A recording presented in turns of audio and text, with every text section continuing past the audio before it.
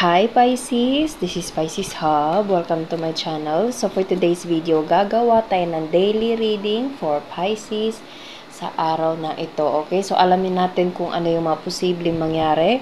Mga gabay mensahe ng ating tarot card for Pisces sa araw na napanood niya ito. Okay, this is a timeless reading. So kahit anong araw, buwan, taon mo ito napanood, basta tugma, take lang. Pag hindi, wag pong ipilit. Okay, so reminder lang na ito ay general reading Pisces, so pwede pong mag-resonate, pwede pong hindi, and welcome po ang lahat ng gender, babae, lalaki, LGBT, ay pwede po sa feminine or masculine na energies na lalabas sa ating cards, okay? Kahit sino pwede po, okay? And yun nga, timeless reading, so pwede to kahit anong oras, and date, year. And again, Pisces, this is a general reading po. So, take what resonates, leave what doesn't, okay? So, ano po yung mga message, mga posibleng mangyari po for Pisces sa araw na napanood niya to? Mga gabay, mensahe ng ating tarot card for Pisces sa araw na ito. Okay, ano po yung mga posibleng mangyari po for Pisces sa araw na napanood niya to? Any advices, messages for Pisces sa araw na napanood na ito? Oh, there's a Knight of Wands.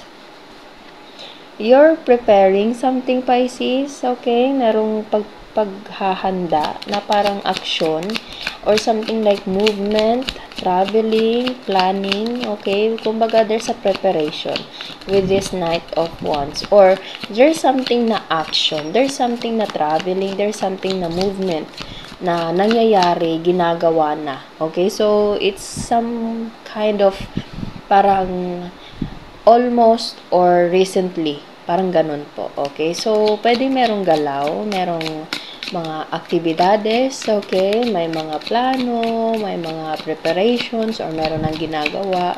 Pwede pong ganun, okay? So, ano po to? Ano po ito?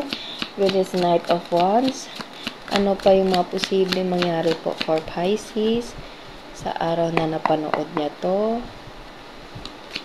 Ano po yung mga posibleng mangyari for Pisces sa araw? The High Priestess. Okay. Ano po ito? Wait lang. The High Priestess kasi is some kind of intuition. Okay? Kumbaga, kutob. Or kung hindi naman kutob, it is kind of ano lang, Pisces, na pinagplanuhan, ginawa ng masusing pagpaplano, okay? And it's either gagawin na ito or ginagawa na, okay? So, sige nga. Ano po ito? Ano po itong preparation na ito? There's the Emperor. So, pues, posibleng meron nitong connection someone na feminine, or gusto kong sabihin masculine energy, pero nasabi ko yung feminine. So, pwedeng ikaw ay feminine, Pisces. Again, wala po tayong gender specific, or you're dealing with someone na feminine, okay? And also, there's a masculine, there's the Emperor. So, pwedeng you're dealing with, or ikaw to, okay? So, meron there's a decision making, Pisces. It's either there's a promotion for you to receive, okay? Or meron kang, kumbaga, pipirmahan, or you're having a certification. Naririnig ko yung word na certification, okay? Na galing sa the Emperor na nandito. It's either you're dealing with a specific person, okay? Or you're dealing with a situation na, kumbaga, merong connection nito. It's either trabaho, pera, career, okay?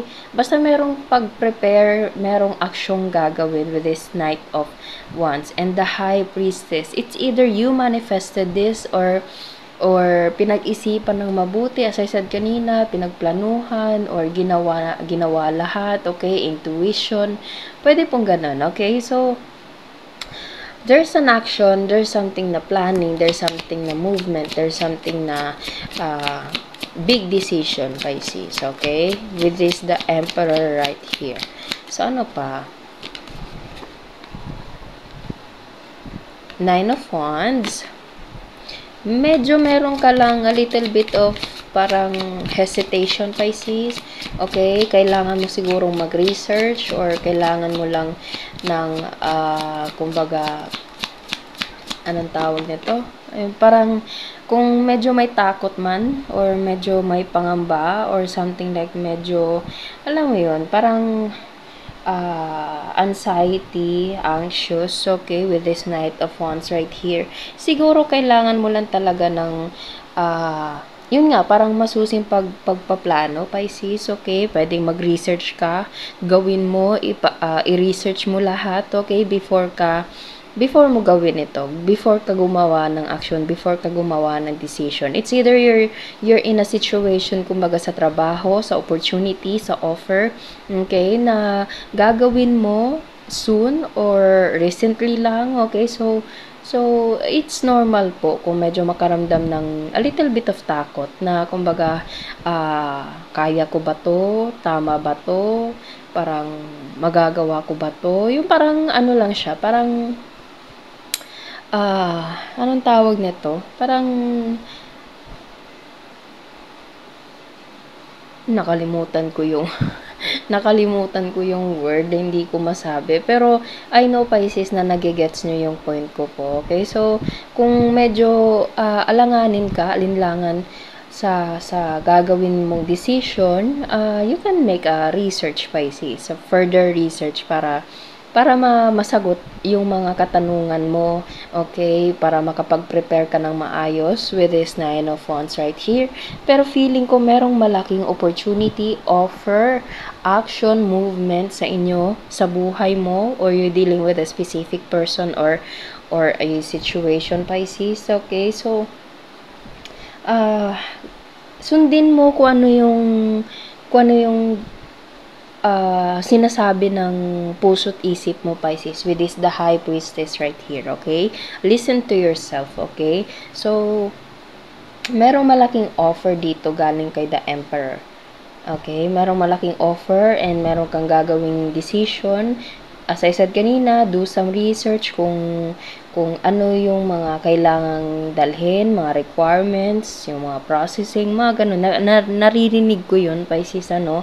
Okay, so sinasabi ko lang, Pisces, kung ano yung nakikita ko sa barahan natin. Okay, so maganda siya actually, ano. And kung meron mga, as I said kanina, it's so normal kung makaramdam man ng a little bit of anxious. Okay, mag-research kung ano man yung gusto mong malaman or magtanong ka mismo sa, it's either sa employer mo, okay, sa boss, or you're dealing with someone na you're connected with, and magtanong ka, ano yung mga ganito, ganyan, okay? Para makapag-prepare ka naman, Pisces, okay? So, there's a big leap of faith for this situation. Okay, so ano pa po yung mga message nyo po for Pisces sa araw na napanood niyo to? Mga gabay, mensahe ng ating tarot card for Pisces sa araw na ito. May message pa po ba? Meron tayo ditong dalawa, the Empress and the Fool. Ayan. So, yes, meron na tayo ditong dalawang gender, Pisces, or energy, the Emperor and the Empress, okay? So, again, wala po tayong gender specific, so take lang kung kanino mag-resonate. So, there's the Fool and the Empress. I think lumabas to nung nakaraan. Okay, lumabas to nung nakaraang video natin, Pisces, ano? The Fool and the Empress, it is a new beginning. It is a new journey for you to yun nga, parang take a leap of faith. Leap of faith to siya, Pisces, eh. It is some kind of parang a new hope, okay? New start for your life, Pisces, okay? Kumbaga, this is a new, yun nga, new journey ito, Pisces, ano? So, yes, meron itong action. Pwedeng lalabas ka ng bahay, pwedeng magta-travel ka, okay? And there's the Empress right here. You're dealing with Pwedeng you're dealing with a specific person, Pisces, and there's a growth. There's a growth in your life. There's something na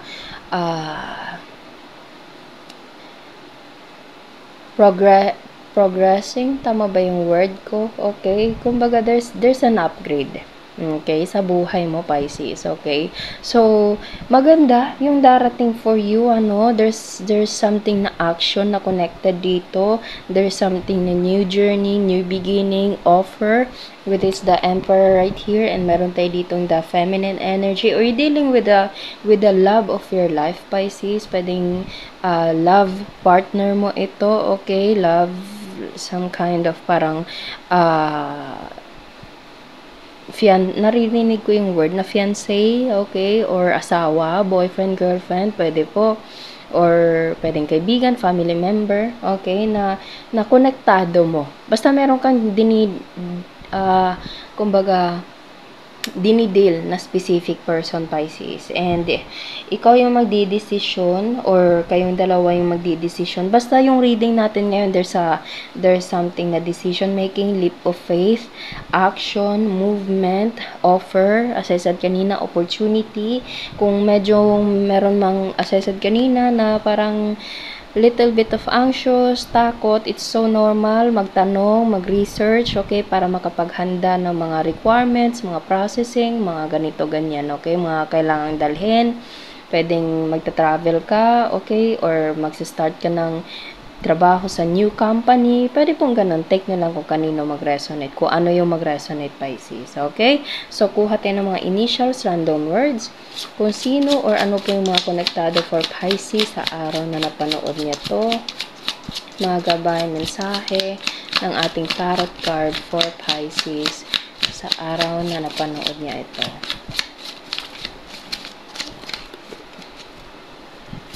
Any initials po? There's Ascent,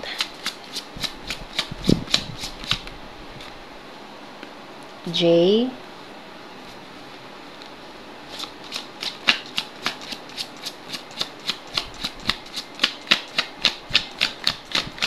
ano pa? May message pa po ba? Initials, random words.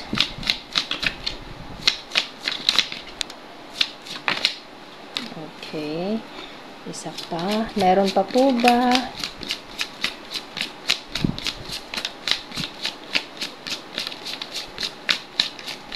Okay, so walang mag-flip, Pisces. Ito na yung initial and sent. Okay, kung mag-resonate, kung konektado, take lang. Again, pag hindi, wag pong ipilit. Okay, so yun po ang ating reading for Pisces sa araw na napanood niya to.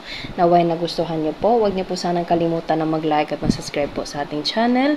And click the bell button para ma-notify po kayo sa next videos na i-upload natin. Okay, so thank you, Pisces, and God bless!